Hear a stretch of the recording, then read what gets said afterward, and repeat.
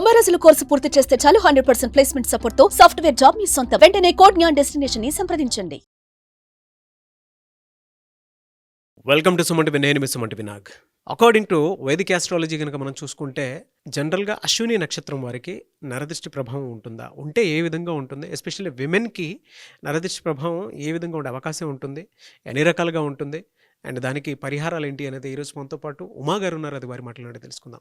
Hello Uma గారు. Hello Nagaraj గారు. According to Vedic astrology కనుక మనం చూసుకుంటే విమెన్కి ఎస్పెషల్లీ అశ్విని నక్షత్రం వారికి నరదృష్టి ప్రభావం ఉండే అవకాశం ఉంటుందా, ఉంటే ఏ విధంగా ఉంటుంది, అండ్ నరదృష్టి ప్రభావం అనేది ఎన్ని రకాలుగా ఉంటుంది?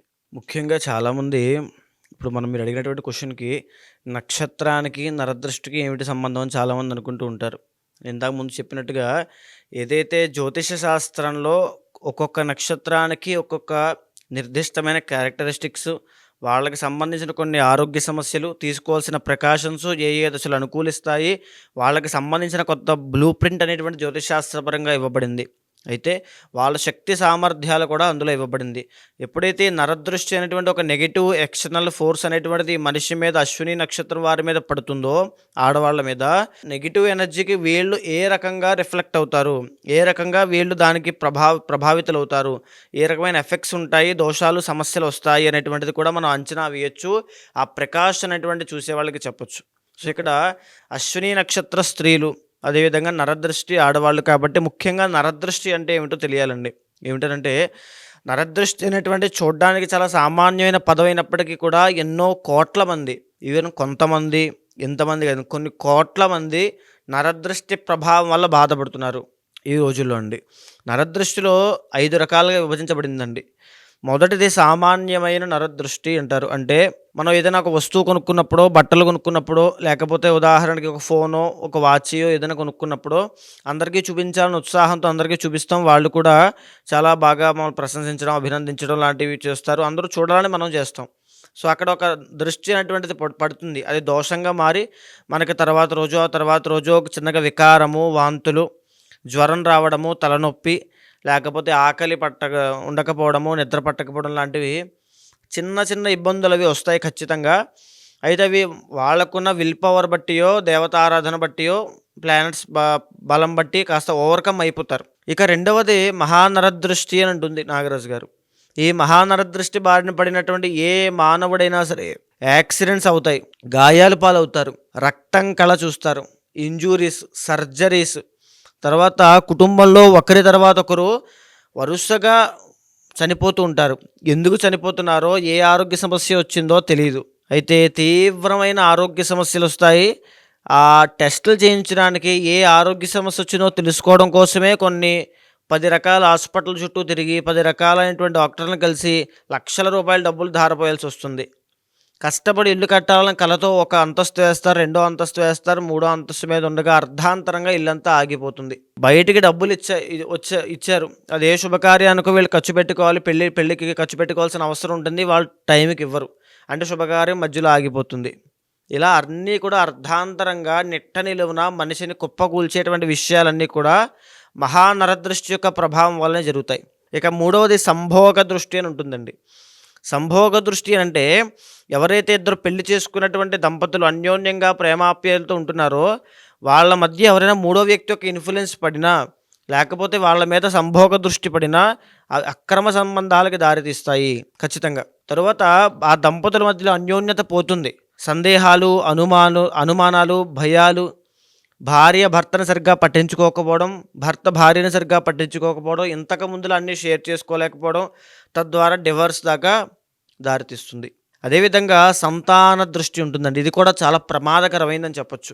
ఎందుకంటే మనం చూస్తుంటాం మన ఇళ్లలో అర్ధరాత్రి పూట అసలు అకారణంగా లేచి చిన్నపిల్లలు ఏడుస్తూనే ఉంటారు గుక్కపెట్టి. ఎందుకు ఏడుస్తున్నారో అర్థం కాదు. అదేవిధంగా చూస్తే ఆకలి వేయదు, చిక్కిపోతుంటారు. ఎప్పుడూ చిన్నపిల్లలు యాక్టివ్గా తిరిగి పరిగెత్తి ఆడుకునేటువంటి వాళ్ళు ఇప్పుడు అసలు ఏముండదు, పేలమొహం వేసుకొని కూర్చోవడము, తినకపోవడము, నిద్రపోకపోవడము, మోషన్స్, డైజెషన్ ప్రాబ్లమ్స్, జ్వరము, చిన్నపిల్లలకి ఇవన్నీ వస్తాయండి. అందవిహీనంగా అయిపోతారు, బాల సౌందర్యం అంతా పోతుంది సంతాన దృష్టి వల్ల. ఏదైతే తల్లికి ప్రెగ్నెన్సీ అవుతారో, అంటే కన్సీవ్ అయిన దగ్గర నుంచి ప్రెగ్నెంట్ డెలివరీ అయ్యే లోపు అది నిలబడదండి, మిస్క్యారీ అయిపోతుంది సంతాన దృష్టి కలిగితే. ఆ దృష్టి దోషం అసలు అత్యంత ప్రమాదకరమైంది. చాలామంది చంటి పిల్లలు కూడా చనిపోయేది ఈ దృష్టి దోషం వల్లనే. అదేవిధంగా ఈ సంతాన దృష్టిని చదువుకునేటువంటి పిల్లలు 10th క్లాస్ అవ్వచ్చు, ఇంటర్, బీటెక్ అవ్వచ్చు, వాళ్ళ మీద పడినప్పుడు వాళ్ళు విద్య అంటే చదువు మీద కాన్సన్ట్రేషన్ తగ్గిపోయి వ్యసనాల మీద, అలవాట్ల మీద, చెడు సహవాస దోషం మీద, జల్సాలకు అలవాటు పడడం, డబ్బులు వృధాగా ఖర్చు పెట్టడం లాంటివన్నీ కూడా ఈ సంతాన దృష్టి వల్ల పిల్లలు చేస్తారు. చాలా ప్రమాదకరమైంది. ఇక 5వది సూక్ష్మ నరదృష్టి అని ఉంటుందండి. సూక్ష్మ నరదృష్టి అని అంటే మన చుట్టూ ఉండేటువంటి వాళ్ళు, మన ఫ్రెండ్సో, మన కుటుంబ సభ్యులో, మన పరివారమో, లేకపోతే మన అనుకుని ఎప్పుడూ మన చుట్టూ తిరుగుతూ ఉండేటువంటి వాళ్ళు మన ఎదుగుదల చూసి, మన ఆనుపాను అన్నీ చూసి మనం ఎదుగుతామనేటువంటి లోపల ఒక ఇబ్బందితో వాళ్ళు చెప్పేటువంటి మాటలు ఉంటాయి. నువ్వు వెళ్ళకు, పడిపోతావు, చనిపోతావు, అప్పులు పాలైపోతావు, ఒంటరివాడు అయిపోతావు, అవసరమా, రిస్క్ ఎందుకు, ఇప్పుడు దాకా ఎవరూ చేయలేదు, నువ్వు ఒక్కడవే చేయబోతున్నావు, అవసరం లేదు, వద్దు, ఆగిపో. సో ఏంటంటే ఆ మనిషికి తన చాలామంది దీన్ని జాగ్రత్త అనుకుంటారు. సో వాళ్ళు మన మంచిగా చెప్తున్నారు, జాగ్రత్తే కదా అనుకుంటారు. కానీ ఒరిజినల్ జాగ్రత్తకి వీళ్ళు చెప్పేటువంటి మాటలకి ఒక థిన్ లేయర్ అడ్డుంటుందండి. అది వ్యక్తిగతంగా వాళ్ళకి మాత్రమే అర్థమవుతుంది ఆ డిఫరెన్స్ ఏంటో. సో ఇక్కడ చూస్తే అలాంటి సూక్ష్మ నరదృష్టి సోకినప్పుడు ప్రయత్నపూర్వకంగా అతనంతట అతనే అవన్నీ మానేసుకుని సెల్ఫ్ కాన్ఫిడెన్స్ లాస్ అయిపోయి డిప్రెషన్లోకి వెళ్ళి ఏ ప్రయత్నమూ చేయక అలా స్తంభించిపోయి, నీరసించిపోయి అలా ఉండిపోతాడు. సూక్ష్మ నరదృష్టి స్లో పాయిజన్ లాంటిది. చుట్టూ ఉండేటువంటి వాళ్ళతోనే అది ఎక్కుతుంది. సో చాలా జాగ్రత్తగా ఉండాలి. అయితే ఈ 5 నరదృష్టిలు ప్రతి మానవుడికి ఏదో ఒక సందర్భంలో వారి యొక్క నక్షత్రము, రాశి లేదా లగ్నము ఆధారంగా వాళ్ళ ప్లానెటరీ కాంబినేషన్స్ వీక్గా ఉన్నప్పుడు, వాళ్ళకి ఆ నెగిటివ్ ఎనర్జీ వచ్చినప్పుడు ఖచ్చితంగా ఇబ్బందులు అనేటివి ఫేస్ చేస్తారు. ఎలా సరే ఈ అశ్విని నక్షత్రం వారికి ఎస్పెషల్లీ విమెన్కి ఏ దిష్టి ప్రభావం ఎక్కువ ఉండే అవకాశం ఉంటుంది? అంటే వేదిక ఆస్ట్రాలజీ ప్రకారం కనుక మనం చూసుకుంటే ముఖ్యంగా అశ్విని నక్షత్రం వాళ్ళు మనం మాట్లాడినప్పుడు కూడా 2-3 సందర్భాల్లో వాళ్ళ గురించి చాలా ఉత్సాహభరితమైనటువంటి మనం మాట్లాడాం. ఎందుకనంటే అశ్విని నక్షత్రం వాళ్ళు దేన్నైనా వెంటనే గ్రాబ్ చేసేటువంటి వాళ్ళకి ఆ టాలెంట్ కెపాసిటీ ఉంటుంది. దేంట్లోనైనా గ్రాస్పింగ్ పవర్ ఎక్కువ ఉంటుంది. వాళ్ళు ఏదైనా సాధించాలనుకుంటే టక్కుమని. అశ్విని నక్షత్రం సింబల్ ఏమిటంటే అశ్విని దేవతలు అంటే గుర్రపు ముఖ ఆకారంలో ఉంటారు.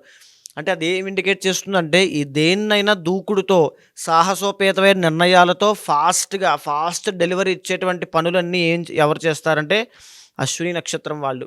అశ్విని నక్షత్ర స్త్రీలు, ఆడవాళ్ళు ఏ పనైనా చకచక చేసుకుంటూ వెళ్ళిపోతారు. ఎంత పనున్నా ఈవెన్ మగవాళ్ళకి కూడా పోటీ వచ్చే విధంగా వాళ్ళ యొక్క పనితీరు ఉంటుంది. అదేవిధంగా ఎప్పుడైతే ఈ అశ్విని నక్షత్రం వాళ్ళకి, మీరు అడిగారు ఇందాక ఎలాంటి నరదృష్టి వీళ్ళకి ఎఫెక్ట్ అవుతుంది అని, అశ్విని నక్షత్రం వాళ్ళకి ఎఫెక్ట్ అయ్యేటువంటిది సూక్ష్మ నరదృష్టి. నాగరాజు గారు, వాళ్ళ చుట్టూ ఉండేటువంటి వాళ్ళ యొక్క ప్రభావమే వీళ్ళ మీద పడి వీళ్ళ తీవ్రంగా ఇబ్బందులకు గురవుతారు.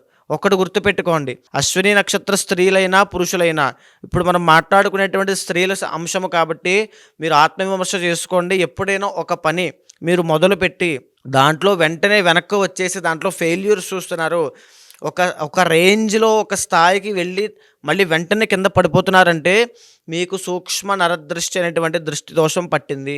ఇది ఎందుకు చెప్తున్నానంటే అండి, నా పర్సనల్ అనుభవంలో కూడా నేను ఎంతోమందిని చూశాను. అశ్విని నక్షత్ర స్త్రీలు సూక్ష్మ నరదృష్టి వల్ల ఇబ్బంది పడతారు.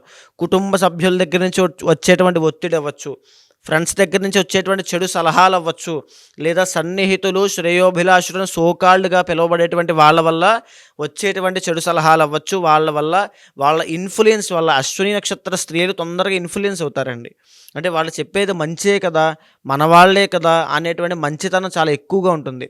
దానివల్ల కంప్లీట్గా ఇబ్బంది పడతారు. వాళ్ళ కెరీర్ అంతా కూడా స్మాష్ అయిపోతుంది. ఈ మాట ఎందుచేత అంటున్నానంటే నా పర్సనల్ అనుభవంలో కూడా ఎంతోమందికి నేను చూశాను, చేయించాను కూడా పరిహారము. అశ్విని నక్షత్ర స్త్రీలకి ఆ విషయంలోనే వివాహం కాదు 30 ఏళ్ళు దాకా. ఇప్పుడు ఏం చేసుకుంటావులే, అప్పుడు ఎవరు చేసుకోవట్లేదు, చేసుకోకు అనేటువంటి ప్రోత్సాహం కావాలని చేసేటువంటిది. లేదా ఆ సూక్ష్మ నరదృష్టి ప్రభావం వల్ల 30 ఏళ్ళ దాకా పెళ్ళి అవ్వదు, 30 ఏళ్ళ దాకా ఉద్యోగం రాదు, సంతాన సమస్య వస్తుంది. మనం ఇందాక నరదృష్టి ప్రభావం వల్ల మాట్లాడుకుంటున్నప్పుడు సంతాన నరదృష్టి అని చెప్పామండి. సంతాన దృష్టి దోషం వల్ల ఆడవాళ్ళకి బ్లీడింగ్స్ కూడా అవుతాయి. పీసీఓడి ఆర్ పీసీఓఎస్ వస్తాయి. సేమ్ ఇదేనండి. అశ్విని నక్షత్ర స్త్రీలకి సంతాన సమస్య వస్తుంది అంటే నరదృష్టి ప్రభావం తీవ్రంగా ఉంది అని అర్థం అమ్మ. కాబట్టి వెంటనే దానికి రెమెడీ చేసుకోండి. ఈ దృష్టి ప్రభావం పట్టినప్పటి నుంచి 1-2 రోజుల దగ్గర నుంచి మీకు ప్రారంభం అయిపోతుంది. సిమ్టమ్స్ ఎలా ఉంటాయి సార్ వీటికి? ముఖ్యంగా నేను ఫస్ట్ ఆఫ్ ఆల్ అశ్విని నక్షత్రం గురించి ఏం చెప్పానండి, వాళ్ళు ఎంత చాకచక్యంగా ఏ పనైనా చేసుకుంటూ వెళ్ళిపోతారని చెప్పాను కదా, అది మిస్ అవుతారు, నీరసించిపోతారు, ఏ పని చేయాలన్నా ఇంట్రెస్ట్ ఉండదు. ఈవెన్ భగవంతుడి దగ్గర కూర్చుని 10 నిమిషాలు ధ్యానం చేసి మనసులో ఉన్న మాట భగవంతుడు చెప్పుకోవాలన్నా వాళ్ళకి ఆసక్తి రాదు, ఎవరి మీద ఇంట్రెస్ట్ ఉండదు. వీళ్ళ అద్భుతమైన స్పోర్ట్స్ పర్సన్స్ కింద, తర్వాత క్రీడాకారుల కింద, గొప్ప గొప్ప తెలివితేటలు ఉన్న వాళ్ళ కింద, ఎందుకంటే ఫిజికల్లీ వెరీ ఫిట్ అండి వీళ్ళు. సో వాళ్ళ కింద రాణించగలుగుతారు, వాళ్ళని వాళ్ళు మిస్ అవుతారు. సో అది వాళ్ళు ఫీల్ అవుతారు. ఇప్పుడు నేను చెప్పేటువంటి మాటలన్నీ కూడా వాళ్ళకి తెలుస్తాయి. వాళ్ళని వాళ్ళు మిస్ అవ్వడం అంటే ఏంటో వాళ్ళు చూస్తారు ఈ యొక్క నరదృష్టి ప్రభావం పట్టిన తర్వాత. సో ఈ దృష్టి ప్రభావము 2 రోజుల దగ్గర నుంచి 7 రోజుల్లోపు కనబడుతుందండి.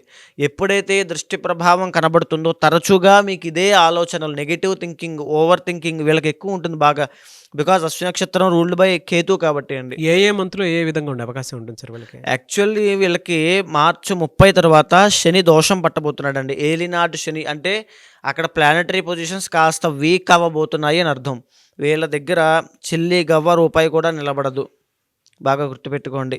చుట్టూ ఉండేటువంటి వాళ్ళు ఎప్పుడూ అవమానిస్తూనే ఉంటారు వీళ్ళని, ఎప్పుడూ సూటిపోటు మాటలు ఆడుతూనే ఉంటారు, వీళ్ళ తప్పు లేకపోయినా బ్లేమ్ చేస్తూనే ఉంటారు. వీళ్ళు చుట్టూ ఉండేటువంటి బంధాలు, బాంధవ్యాలు, ఈవెన్ లవ్లో ఉన్న వాళ్ళకు కూడా ఆ దృష్టి ప్రభావం వల్ల అవన్నీ దూరం అయిపోతాయి, అంటే బ్రేకప్స్ అయ్యేటువంటి అవకాశాలు ఉంటాయి. సో ఈ రకంగా మార్చి 30 తర్వాత నుంచి 2.5 years పాటు వీళ్ళకి ఆ ఇబ్బంది రాబోతోంది. 2.5 years అండి. మార్చి తర్వాత నుంచి ఇబ్బంది రాబోతోంది. ఎప్పుడైతే దృష్టి దోషం అనేది ఉంటుందో ఇంకా తీవ్రమైనటువంటి సమస్యలకి గురైపోతారు, ఆత్మస్థైర్యాన్ని కోల్పోతారండి.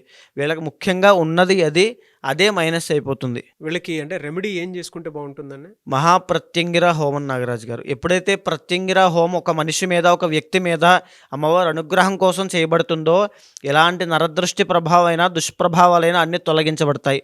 శీఘ్రంగా, అతి శీఘ్రంగా చేసిన తర్వాత రోజు నుంచే ఆ పరిహారాన్ని, ఆ మంచి అనుభవాలని అవన్నీ ఫీల్ అవ్వగలుగుతారు. ఆ జాతకుడు అవ్వచ్చు, వాళ్ళైనా అవ్వచ్చు.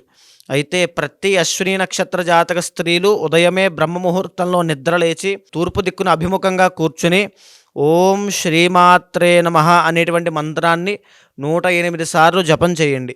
48 రోజుల పాటు మానకుండా జపం చేయగలిగితే ఆ నరదృష్టి ప్రభావం మొత్తం పోతుంది. వీళ్ళకి ఎక్కువగా ఏ రోజు కలిసి వచ్చే అవకాశం ఉంటుందండి? మంగళవారం అండి. మంగళవారం చాలా అద్భుతంగా వీళ్ళకి బాగుంటుంది.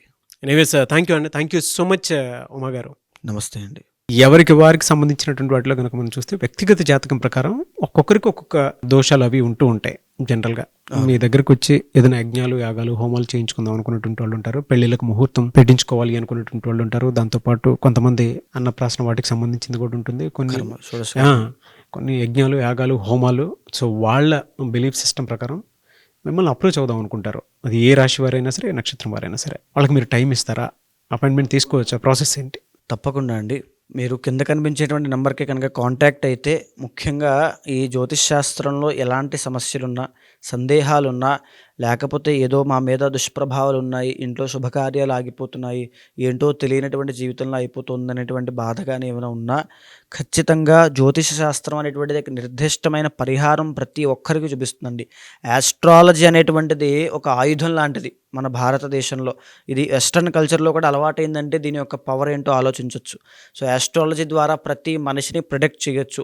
ఆ వ్యక్తికి ఎప్పుడు ఎలాంటి సమయాల్లో ఎలాంటి జాగ్రత్తలు తీసుకోవాలో తెలుసుకోవచ్చు. ఎలాంటి ఆరోగ్య సమస్యల విషయంలో జాగ్రత్త ఉండాలి, ఎలాంటి వృత్తి వ్యాపారంలో సక్సెస్ అవుతాడు, ఎలాంటి సమయంలో పెట్టుబడి పెట్టాలి, స్టాక్ మార్కెట్ అవ్వచ్చు, లేకపోతే ఇన్వెస్ట్మెంట్స్ అవ్వచ్చు, గోల్డ్ అవ్వచ్చు, ప్రతి దాని విషయం గురించి ఈ ఆస్ట్రాలజీ చాలా కూలంకషంగా డీప్గా చెప్పింది. కాబట్టి దీన్ని అర్థం చేసుకునే విధానంలో తప్పకుండా అప్రోచ్ అవ్వచ్చు. ఖచ్చితంగా ఆ ముహూర్తాలకైనా సరే, యజ్ఞ యాగాదులకైనా, ఏ పూజా కార్యక్రమానికైనా తప్పకుండా అపాయింట్మెంట్ తీసుకోండి. కన్సల్ట్ అవుతాను, ఖచ్చితంగా చేపిస్తాను. డెఫినెట్గా. ఎనీవేస్ థ్యాంక్ యూ అండి. థ్యాంక్ యూ సో మచ్ అమ్మ గారు. థ్యాంక్ యూ అండి. చూసారు కదా వీడియో. ఈ వీడియోపై మీ అభిప్రాయాన్ని కమెంట్ బాక్స్లో పోస్ట్ చేయండి. ముఖ్యంగా మీరు కనుక ఉమా గారిని వేదిక్ ఆస్ట్రాలజీ ప్రకారం మీకు ఉండేటువంటి లైఫ్ స్టైల్లో ఏదైనా చేంజెస్ తీసుకురావాలి అనుకున్నటువంటి వాళ్ళు, లేదనంటే ఏదైనా యజ్ఞాలు, యాగాలు, హోమాలు లాంటివి చేసుకోవాలి అనుకున్న, అండ్ దాంతోపాటు మీకు ఏదైనా డౌట్స్ ఉన్నా కూడా త్రూ వేదిక్ ఆస్ట్రాలజీ కనుక వెళ్ళాలి అనుకుంటే స్క్రీన్ మీద మీకు ఉమా గారి కాంటాక్ట్ నెంబర్ కనిపిస్తుంది, మీరు కాల్ ఆర్ మెసేజ్ వాట్సాప్ చేసి వెంటనే అపాయింట్మెంట్ బుక్ చేసుకోవచ్చు. అండ్ ఈ వీడియో లైక్ చేయండి, షేర్ మాత్రం తప్పకుండా చేయండి. ఇలాంటి మరిన్ని వీడియోస్ కోసం మా ఛానల్ ఫాలో అవ్వండి. Thank you.